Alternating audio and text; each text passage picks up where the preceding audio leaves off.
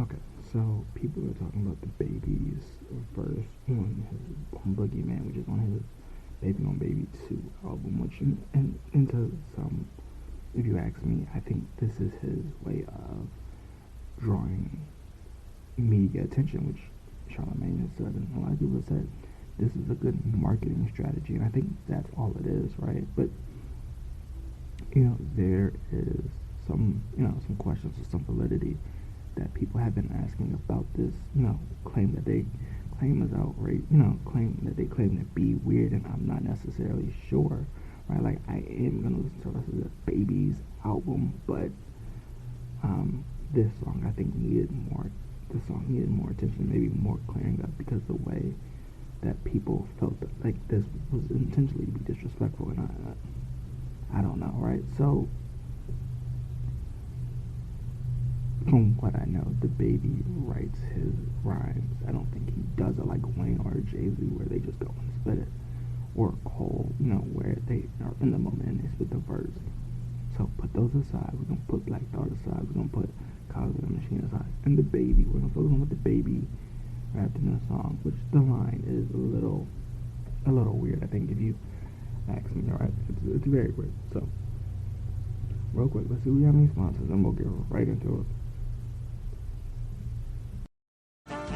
This episode is brought to you by Snapple. Welcome to the Snapple Market Auditory Experience. Close your eyes. Imagine you're walking into your neighborhood store. You make your way to the back and reach for your favorite Snapple flavor. You can't wait. You take a sip. Whoa, that's a lot of flavor. What flavor are you holding?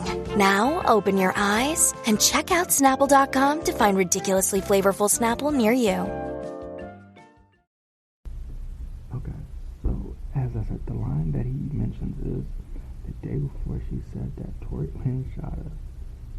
I was with her, waiting. I was doing the devil's tangle with her, waiting to say that on my next, to say my piece on my next album, before the day too, which is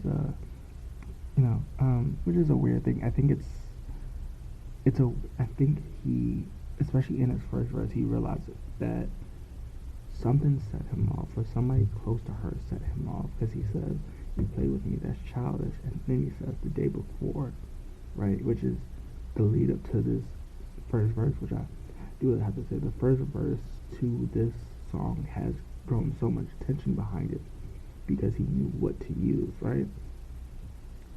But secondly, right, I think we're in this, it's a weird thing, because the Baby brought Tory to perform a song with him on stage at, I believe it was Rolling Loud at the time. So he brought this up and said the day before Tory did the situation, if he did or did not, he's innocent until proven guilty to me. So we're going to wait to see how the legal system plays, because the case is still being pushed back and is being situated. So he's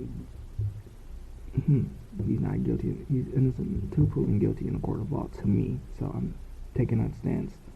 But he was sleeping with her both days before, which I think is a weird thing. He says the day before too, which he said the day before when he started that verse, and I'm not sure if he's saying this to get under somebody's skin, which, and if he is, it's going to get under Megan's skin, because I think Megan thought he wanted him to pick a side, and the Baby didn't pick a side, and so this is his kind of way of speaking about it. But he also said that he waited for his next album to speak about it, which I think on the Baby on Baby 2 is the reason he did it, because it also promotes his album, right? So that's new, right? I think that's the reason, because this did promote his album more than him just releasing it, because he said that he was dropping something, but it didn't get as much traffic as that one verse, right? But he later goes on the song and says, "I'm gonna play it. I can't say anything about it, but her pretty boy boyfriend tweeting me, ready to die.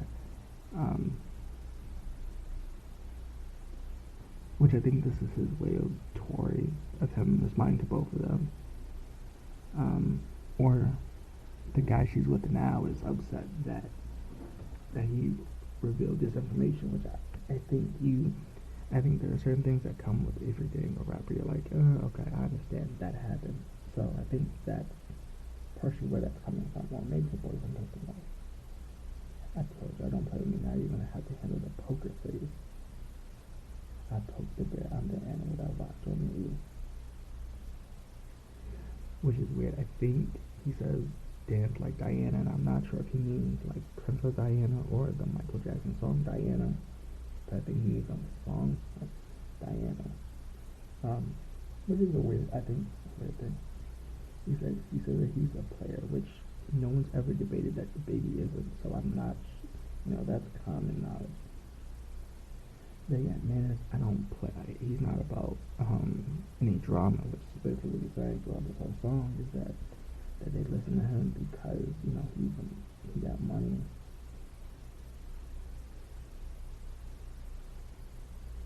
But he doesn't really care about that person, it's a weird thing. He's a fucker. Step out the lake, and it's a weird thing. It just tells him that they're not messing with him on a lyrical level, which to some degree you could argue DaBaby's not the most lyrical.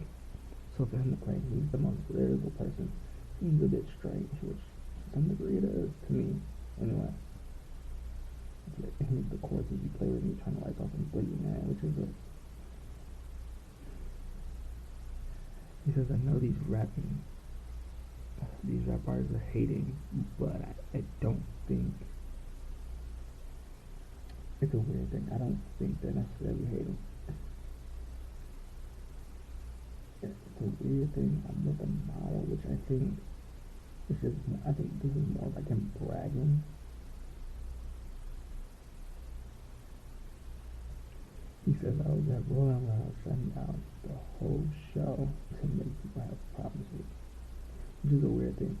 He was saying that, that Rolling Loud thing where a couple released classified information of their activities. He's saying that, that with the argument or statement that he made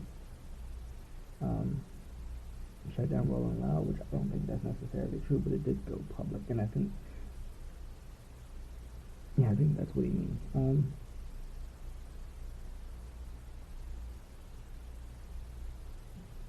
Which is a weird thing to say to me. I think except for it, he said he lost $30 million, which I think, as a what he's saying is, especially in the public eye, you have to watch what you say, which isn't wrong, I think, but it's more, you have to do it more now than when you used to, which is, as I said, his chords wasn't catchy to me, his verse wasn't catchy to me, but he was trying to make a point throughout the song and grab people's attention as a lead single, and I think he did it with this song and just that one part of his verse, which I can't blame him for doing, but if it's true, I wonder who pissed him off.